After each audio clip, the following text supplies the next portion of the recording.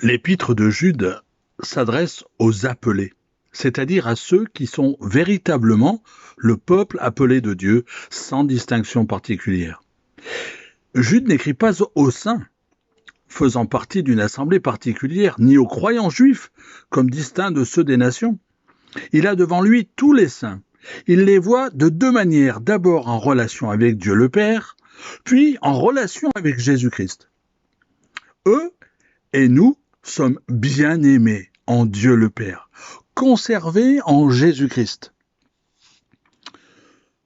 Bien-aimés en Dieu le Père en tant que nés de lui. Et tous sont conservés comme étant sous la main puissante de Jésus-Christ. Les vrais saints de Dieu sont les objets de l'amour divin. Et malgré tout le mal qui peut envahir le domaine chrétien, ils seront préservés jusqu'à la fin. En outre, la miséricorde, la paix, l'amour leur seront multipliés, malgré la multiplication du mal et des méchants autour d'eux. Quel encouragement dans tout cela! Combien cela nous donne de l'assurance et combien cela nous fortifie. Mes amis, munis de cette force, nous pouvons continuer à considérer les différentes sortes de mal qui sont exposées et prédites. Le texte de Jude nous exhorte à combattre pour la foi, à nous édifier nous-mêmes sur elle, travailler au salut des autres, les sortir de la souillure, de la condamnation.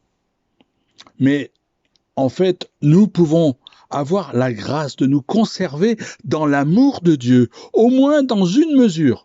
Mais nous ne pouvons trouver du repos que dans le fait que Dieu peut nous garder de tomber, peut nous présenter irréprochables en présence de sa gloire.